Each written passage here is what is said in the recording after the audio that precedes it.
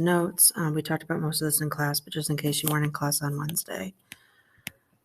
So remember, we have triangle basics. We can classify triangle by its sides, or we can classify triangle by its angles. So if it asks you to tell me what type of triangle it is by sides, or if it says classify by angles or tell me what type of triangle it is by angles, you're looking at either the blue section or the orange section. Remember that on a scaling triangle has no congruent sides or angles.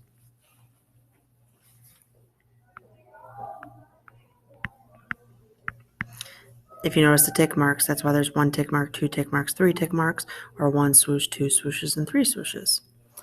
If I want to classify the triangle by calling it isosceles, it has to have 2 congruent legs, okay?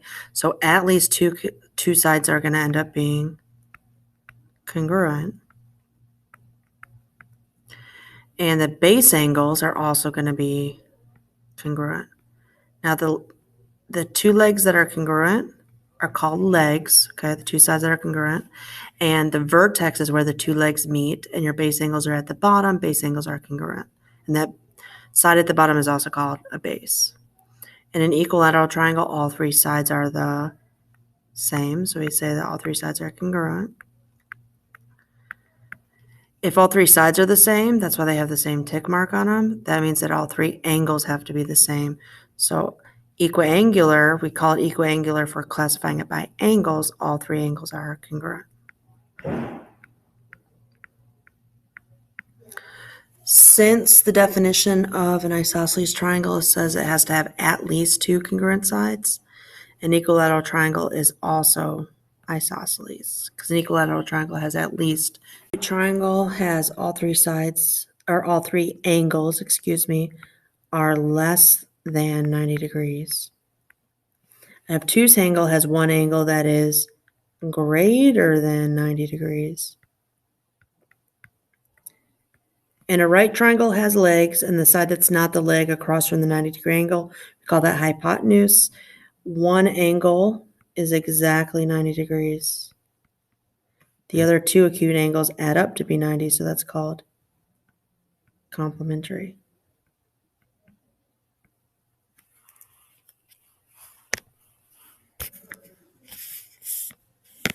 Okay, we talked about that. An isosceles triangle has 2 congruent sides. Okay, the angles are going to change, but the angles always add up to be 180 degrees. What's important is if you look, this angle here, angle W is across from side XY. And so since angle W is across from side XY, and angle W is congruent to angle Y, and angle Y is across from side WX, that means that WX and XY have to be equal to each other. So our equation is 6x minus 77 equals 3x plus 4. When you do all the algebra, you get x equals 21. Plug it back in, and you will indeed find out that WX and XY are congruent to each other, and that the base is not congruent. So with equilateral triangles, we know all 3 sides are the same. So all you have to do is pick 2 sides. So what if I picked 12x minus 22 and 7x plus 81? I know those 2 sides have to be equal, so I'm going to set up my equation, put an equal sign between them, and then I'm going to solve all my algebra here.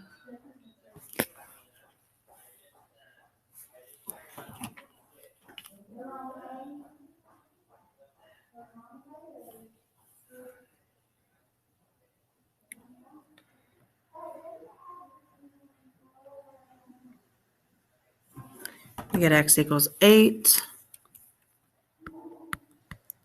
Plug it back in, and you'll find out that all 3 of those sides are equal.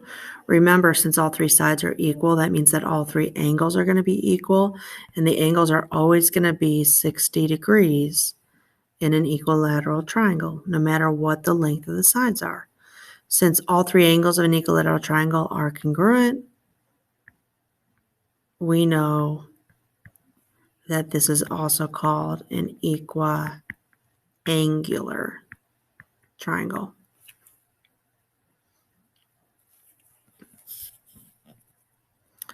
Okay, we know that the sum of the interior angles of a triangle always adds up to be 180 degrees. When I add angle A to angle B and angle C together, I'm going to get 180. So over here in my example, if I just look at the triangle on the left here, that's not a G, that's 9 degrees. So you know that all three of these angles have to add up to be 180. So you have 99 between these two angles. 90 and 9 is 99. How many degrees is angle X? Well, 180 minus 99 is 81 degrees. Well, what's the relationship between angles X and Y? Those add together to equal 180. So if angle X is 81 degrees, angle Y has to be 99 degrees. Then lastly, on this third triangle here, we add together 21 plus 99. We subtract that, that's going to be 120, so what's 180 minus 120? And that means angle Z is going to be 60 degrees. Example 2, all three angles added together equal 180, so 38 plus 74 equals 112. So to get angle X, that's going to be 180 minus 112, and you get 68 degrees. What's the relationship between 38 degrees and Y? Well, it's add up to be 180, so we can do 180 minus 38, and you get 142. Those are a linear pair, if you remember.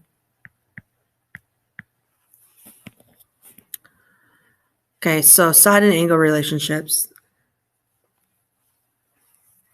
In an equilateral triangle, all sides are the same. So is there a longer side and a shorter side? No. Okay, the shortest side is always opposite the smallest angle. And the largest side is always opposite the largest angle.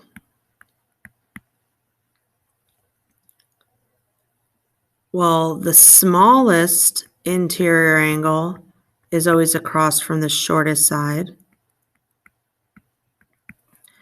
And the largest interior angle is always opposite the larger side.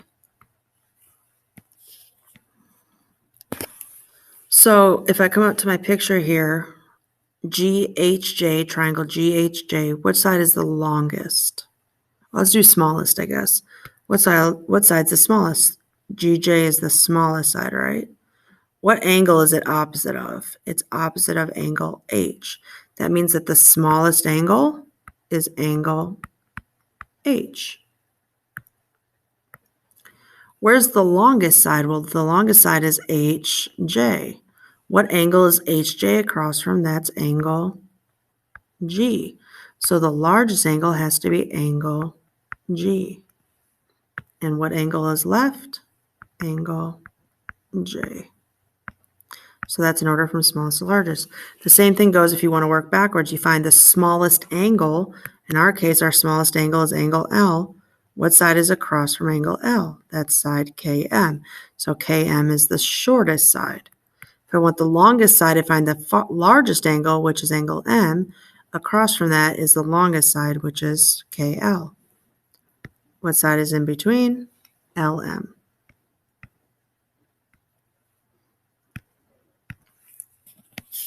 Last, we got the remote exterior angle theorem. We said that we take the two remote angles, which are the non-adjacent angles, okay? These angles are your remote angles. The reason why they're remote is because they're non-adjacent to the exterior angle.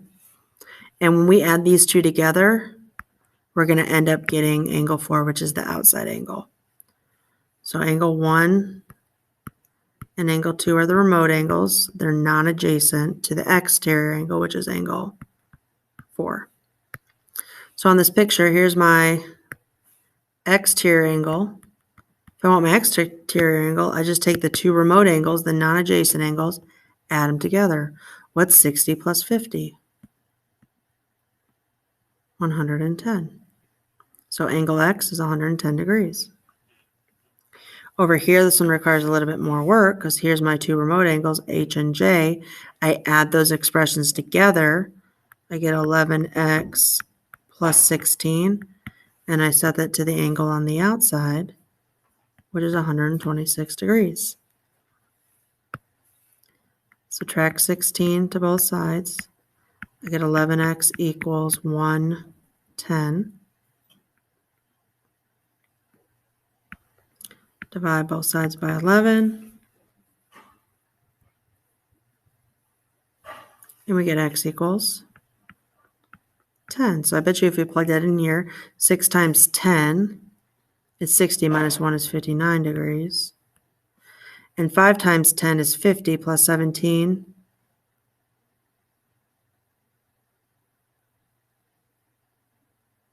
is 67 degrees.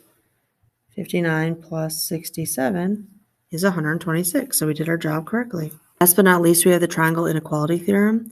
What it's saying is that if you're given three sides of a triangle, those lengths can only form a triangle if when you add together any of the two sides, it has to be greater than the third.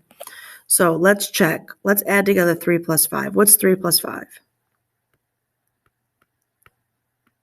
Is that greater than 7? And the answer is yes.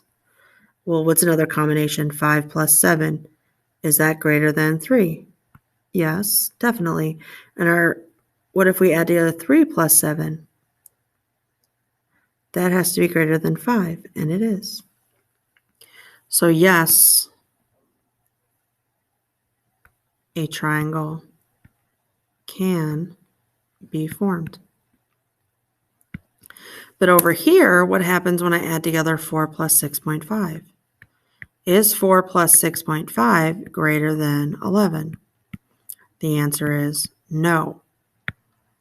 So a triangle cannot be formed.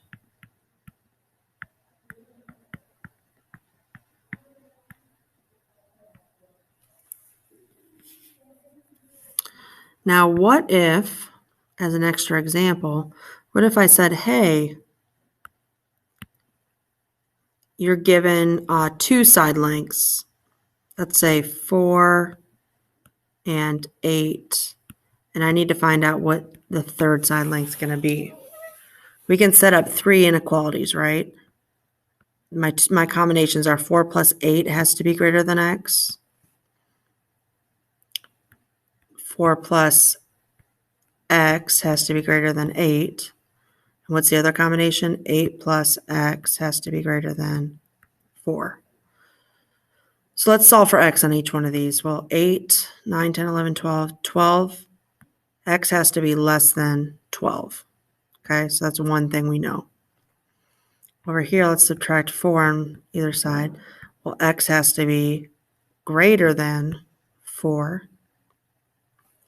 And over here, if we subtract 8 from both sides, we get x is greater than negative 4. But we know numbers greater than negative 4 are still in the negative area. So we can't use this one because side lengths can't be negative. So what are possible values of x? Possible values of x, it is between 4 and 12. X has to be, I wrote this backwards. So what are possible values of x?